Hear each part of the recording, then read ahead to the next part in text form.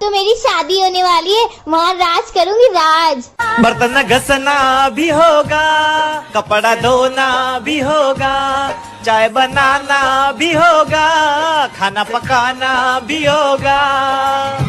सुबह शाम घर में झाड़ू पोछा करेगा जो भी शादी करेगा। एक रात एक चोर एक घर में घुसा, दरवाजा खोला तो एक बूढ़ी औरत सो रही थी। खटपट की आवाज से उसकी आंखें खुल गईं। चोर घबरा गया, लेकिन बुढ़िया बोली, डरो मत बेटा, लगता है किसी मजबूरी के कारण तुम ऐसा काम कर रहे हो। कोई बात नहीं, अलमारी में एक तिजोरी है, उसमें का सारा पैसा और गहना तुम चुपचाप ले जाना, लेकिन पहले मेरे पास आकर बैठो। मैंने अभी अभी एक सपना देखा है, वह सुनकर जरा मुझे उसका मतलब तो बता दो। चोर बुढ़िया की बातों में आ गया और चुपचाप जाकर उसके पास बैठ गया। बुढ़िया ने कहा, बेटा मैंने देखा कि मैं एक जंगल में खो गई हूँ। तभी एक कौवा मेरे पास आया और उसने 3 बार जोर जोर से बोला, पिंटू पिंटू पिंटू। बस फिर सपना खत्म हो गया और मेरी आंखें खुल गईं। जरा बताओ इसका क्या मतलब हुआ। चोर सोचने लगा। इतने में बुढ़िया का बेटा पिंटू अपना नाम जोर जोर से सुनकर उठ गया और अंदर आकर चोर को जमकर पीटा। बुढ़िया बोली, बस करो, अब मत मारो। चोर बोला, नहीं नहीं, मुझे और मारो ताकि मुझे आगे से।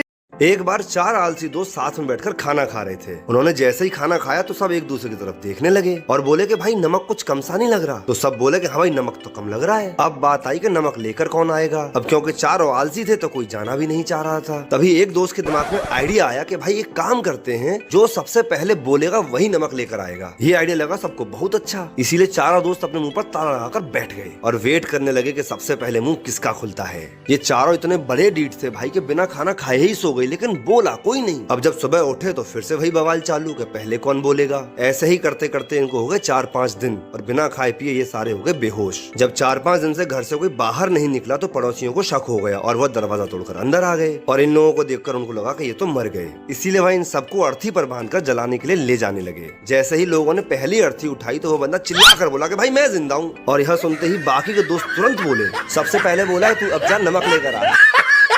एक माँ ने अपने बच्चे से मार्कशीट मांगी। बच्चे ने मार्कशीट दिखाई जिसमें उसे गणित में 100 में से 90 अंक प्राप्त हुए थे। माँ ने मार्कशीट देखी और उसे जोर जोर से पीटने लगी। फिर बोली, तुम कब से इतने समझदार हो गए? जरूर तुमने 9 के 90 करे हैं। 0 अपने आप पढ़ाते हो। बोल बोल कर बस उसे पीटे ही जा रही थी और बच्चा बेचारा रोए जा रहा था। बच्चा हाथ जोड़ जोड़ कर बोल रहा था कि माँ मैंने 0 नहीं बढ़ाया, मगर माँ कुछ सुनने के मूड में नहीं थी और उसे बस पीटे ही जा रही थी। 3 साल बाद माँ ने अपने बच्चे से फिर से पूछा कि सच सच बताओ, तुमने 0 बढ़ाया था? बच्चे ने कहा, नहीं माँ, मैंने 0 नहीं बढ़ाया था। माँ ये सुनकर फिर से गुस्सा हो गई और बच्चे को पीट कर चली गई। फिर बच्चा रोते हुए बोला कि दोस्तों मैंने 0 नहीं बढ़ाया था, मैंने तो 0 के आगे 9 बढ़ाया था। और ये बात एक स्कूल के फंक्शन में ग्रुप फोटोशूट की प्लानिंग हुई। हेडमास्टर फोटोग्राफर से बोला, 20 रुपए बहुत होते हैं, स्कूल में 1600 बच्चे हैं, 10-10 रुपए में फोटो निकालो। फिर हेडमास्टर टीचर से बोला, फोटो के लिए सभी बच्चों को 30-30 रुपए लाने को बोल दो। टीचर क्लास में बोला, सुनो बच्चों, कल तुम लोगों का फोटोशूट होगा, सब बच्चे अपने अपने घर से 50-50 रुपए लेकर आना। तो एक शरारती बच्चा घर जाकर बोला, मम्मी कल फोटो शूट होना है, तो उसके लिए टीचर ने 100 रुपए मंगाए हैं। माँ बोली, 100 रुपए? खुली लूट मचा रखी है इन लोगों ने, फिर हमारे पैसों से ये सब ऐश करेंगे। रुक बेटा, मैं तेरे पापा से लेकर देती हूँ। माँ पापा से बोली, अरे सुनते हो, बच्चों के स्कूल